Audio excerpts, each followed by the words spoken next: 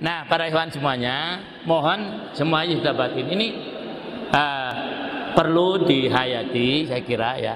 Dalam buku ini memang saya mencoba, walaupun ya ada beberapa kekurangan teknis penulisan, ejaan dan sebagainya, yaitu ini saya mencoba untuk bisa, sebetulnya nih kalau di SKBM ini mata kuliah tafsir maudhu'i.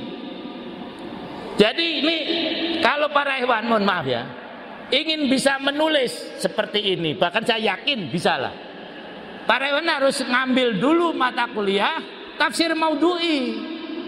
Kalau tidak sulit rasanya. Ya jadi tafsir maudhu'i itu apa? Ya nanti belajarlah. Kayaknya ini semester 2 ya, tafsir maudhu'i ya. Nanti semester 3 ya. Nah, tema-tema tertentu dari Al-Qur'an saya ambil di sini. Apa antara isinya? Apa isinya? Nanti mohon dibaca ya. Saya mohon dibaca tamat. Maka saya buat ini setipis mungkin, kemudian bahasanya semudah mungkin. Salah satu isinya atau sebagian isinya, mari coba kita buka halaman 80. Saya akan bicara soal akal dan soal, mohon maaf, yang khusus untuk perempuan, yang jarang diketahui oleh laki-laki. Bahkan perempuan juga jarang mengetahui ya. Nanti di sini ya, itu. Ya, kita halaman 80 ya. Kita kan sok mengatakan, "Walah orang Yahudi, orang Yahudi itu orang yang pintar-pintar kan?" Bener nggak kira-kira? Salah. Nah. Mohon maaf. Nah, bagaimana Allah mengatakan dia sufaha? Sayaqulu sufaha minan nas. Kan gitu kan? Quran loh yang katakan. Tapi seperti Dr. Eli tadi bilang, betul lah, kalau kita nggak punya alasan, kita yang mesti dikalahkan oleh beliau. Wong beliau punya, wah ini Fadlul Alam itu pada masanya, dibantah lagi kan? Itu. Kalau sekarang fadolnya orang yang berilmu. Nah, jadi apa benar orang Yahudi itu pinter? Lah, dijawab oleh sayaqulu sufaha minan nas ma wallahum an qiblatihimul lati kanu 'alaiha. Qul lillahil masyriq wal maghrib yahdi may yasha'u ila siratim mustaqim. Nah, Al-Bukhari dan Muslim meriwayatkan dari Al-Bara'. Bara' ini sahabat kecil, ya, Bara' bin Azib. Ketika perang Badar dia ikut daftar, nggak boleh karena masih muda. Al-Bara' bin Azib, coba bayangkan itu, ya itu.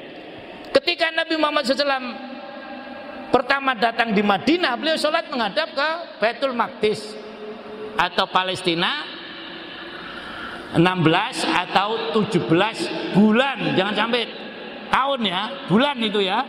Nah, sementara beliau lebih senang menghadap ke Ka'bah. Ini yang paling singkat. Ketika turun wahyu yang memerintahkan beliau memalingkan wajahnya dan kemudian menghadap Ka'bah ketika sholat, menanggapi perpindahan itu orang yang kurang akal, saya berani mengatakan kurang akal, yaitu Yahudi, merasa heran. Karena semuanya ahli tafsir sepakat yang dimaksudkan sufaha ini adalah orang Yahudi.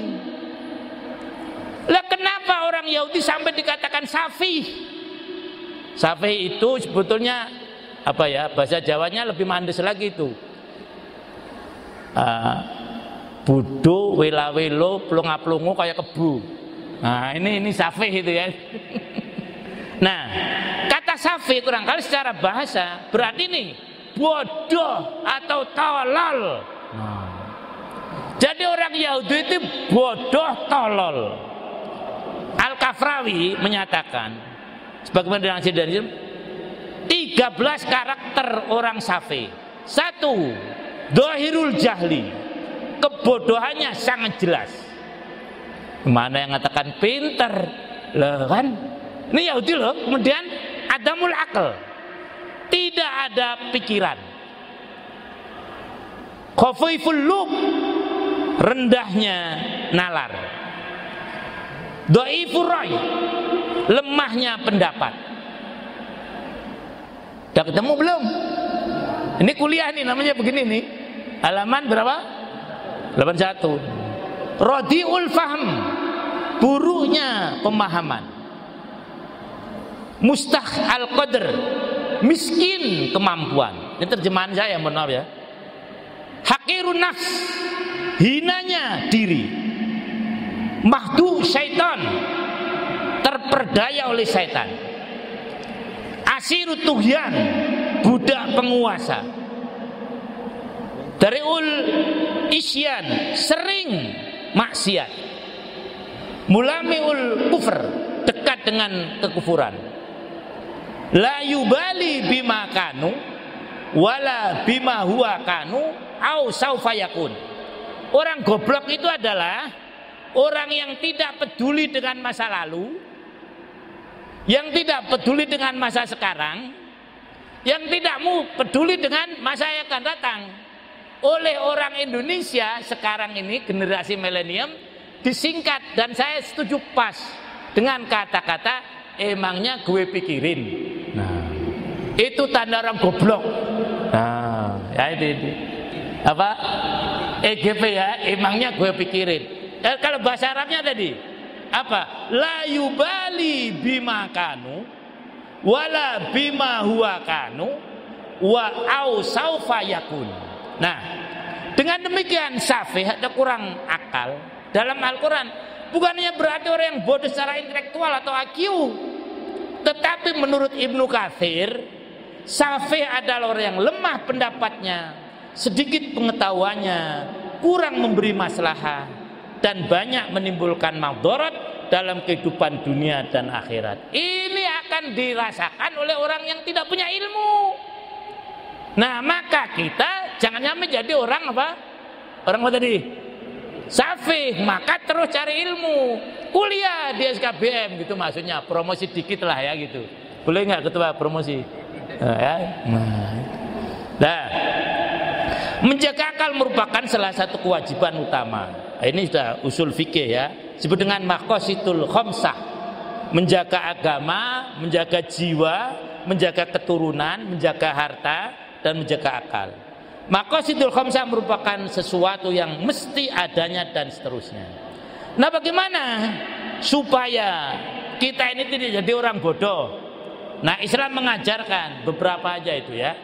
Mulai dari bersyukur, kemudian menggunakan akal untuk memahami agama, kemudian menggunakan akal untuk menuntut ilmu, dan seterusnya sampai mengikuti jalan yang lurus, menjauhi jalan yang sesat. Apabila diikuti, maka akal akan terjaga dan akan hidup dengan sehat. Dalam uraian tentang akal, ini Ibnu Taimiyah ini sampai tua jomblo, tidak nikah-nikah. Tapi jangan ditiru ya.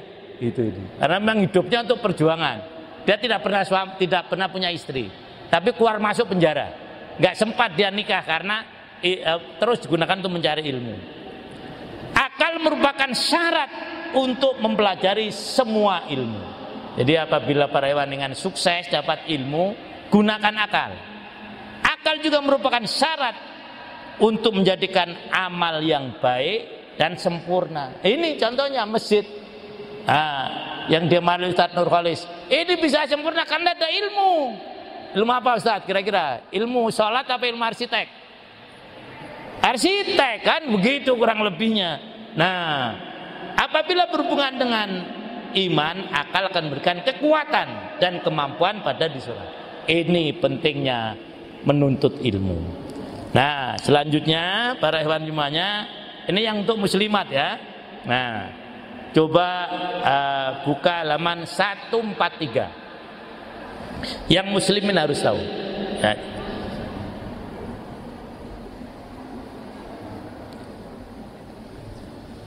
Korelasi iddah dengan kesehatan. Loh. Iddah itu apa? Baca dulu bukunya, maksudnya gitu ya. Itu diambil dari firman Allah, walladzina yatawaffawna minkum wa yadharuna azwaja yatarabbasna bi anfusina arba'ata asyhur wa asyra.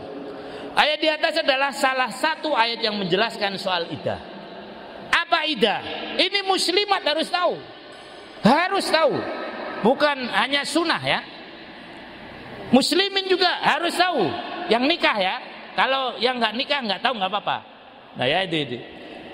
Iddah adalah masa menunggu yang diwajibkan atas wanita yang diceraikan oleh suaminya, baik cerai hidup atau cerai mati, untuk mengetahui kandungannya berisi atau tidak. Nah, wanita yang diceraikan suaminya ada kalanya hamil, ada kalanya tidak. Begitu kan kurang lebihnya. Nah, ketentuan iddahnya berikut. Bagi wanita hamil, iddahnya sampai melahirkan, cerai mati maupun cerai hidup. Jadi kalau misalnya mohon maaf, ada ibu-ibu hamil 9 bulan, dicerai suaminya, melahirkan, besok nikah lagi boleh. Nah kan, tapi kebangetan lah hamil dicerai kan, contoh aja kan. Karena ada yang nggak paham, oh ya harus 4 bulan atau 3 kali, oh yang ini karena nggak punya ilmu. Ya makanya baca buku ini dulu biar punya ilmu ya, promosi lagi ya itu. Nah terus bagi wanita yang tidak hamil, yang cerai hidup dalam keadaan haid, iddahnya adalah 3 kali suci, salah satu kurung. Ini akan didapatkan nanti di mata kuliah fikih. Loh, di mana? SKBM, loh kan gitu. Kalau enggak di yang lain lah kan, boleh kan itu. Nah, C, bagi wanita haid yang cerai hidup maka iddahnya selama 3 bulan. Iddahnya udah macam-macam. Loh, 3 kali suci beda dengan 3 bulan. Lah sekarang kalau begini, ada anak kecil umur 9 tahun atau 7 tahun nikah. Sudah haid belum kalau 7 tahun? Nah kemudian cerai, iddah enggak ini? Iddahnya apa? Nah sini iddahnya adalah 4 bulan 10 hari. Jangan disamakan dengan aladiyah isna. Jangan disamakan dengan wanita yang menopause. Kalau dia tidak haid itu 3 kali suci, 3 bulan. Tapi kalau belum haid itu adalah tetap 4 bulan 10 hari. Gitu ya. Ini istilah para ulama. Tapi ini saya ambil untuk hati-hati. Alasan masa iddah ini menuai banyak kritik di kalangan kaum feminisme. Apa feminisme? Kaum yang katanya membela perempuan. Nggak adil itu Allah. Masa yang iddah hanya perempuan, yang laki-laki nggak dikasih iddah? Kalau laki-laki begitu cerai boleh nikah. Loh, lah saya kata yang perempuan harus nunggu dulu. Nah ini padahal, nah ini ya. Kenapa harus iddah?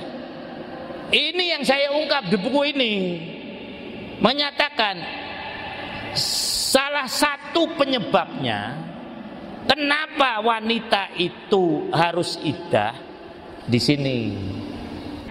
Setelah masa iddah berakhir, nah adapun yang dilarang orang iddah 2 pokoknya. 1 berhias, nah 2 keluar rumah. Itu aja. Kemudian nikah dan seterusnya itu sebagai derivasinya. Nikah lagi jelas, apalah orang keluar rumah aja nggak boleh kok. Berhias maksudnya dia berdandan yang berpotensi untuk menarik perhatian laki-laki, itu namanya berhias. Kalau untuk menghilangkan bau keringat bukan berhias, karena keliru juga. Masa iddah udah nggak diperhatikan sama sekali.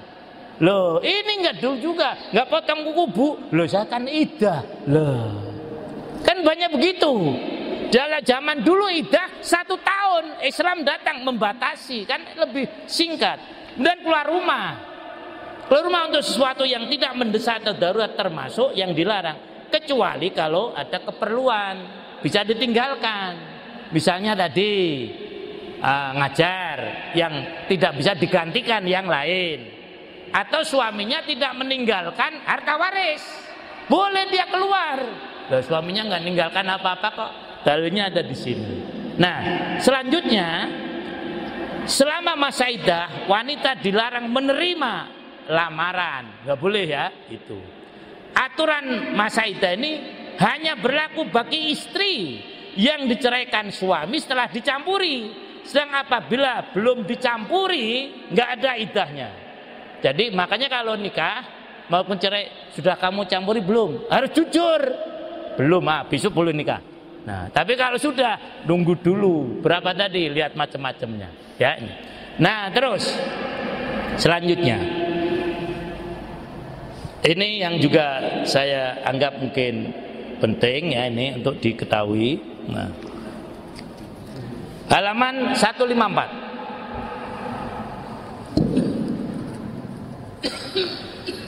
Sekali lagi, halaman 154. Ini penutup. Ini karena sembarangan laki-lakinya kadang-kadang. Wanita dalam iddah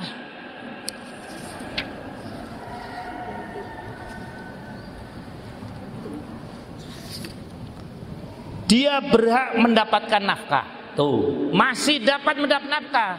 Contohnya gini, begitu cerai, suaminya nggak ngacir, ngabur. Ini salah. Dia masih dapat apa tadi? Nafkah. Loh. Dia masih boleh, masih harus boleh bertempat tinggal di rumah suaminya. Jadi boleh melakukan apa saja kecuali persetubuhan. Jadi oleh ini wanita yang dicerai tadi, mantan suaminya atau masih boleh melihat dia. Loh, ya itu.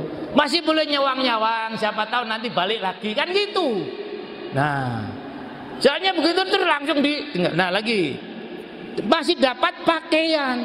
Loh. Nih, enak kan jadi perempuan Islam? Tanggung jawab suaminya memberikan pakaian untuk istri yang tadi dicerai dalam iddah dan segala keperluannya dari suami yang menceraikan. Sedang wanita dalam iddah lain dan seterusnya dia masih berhak untuk mendapatkan tempat tinggal dan seterusnya.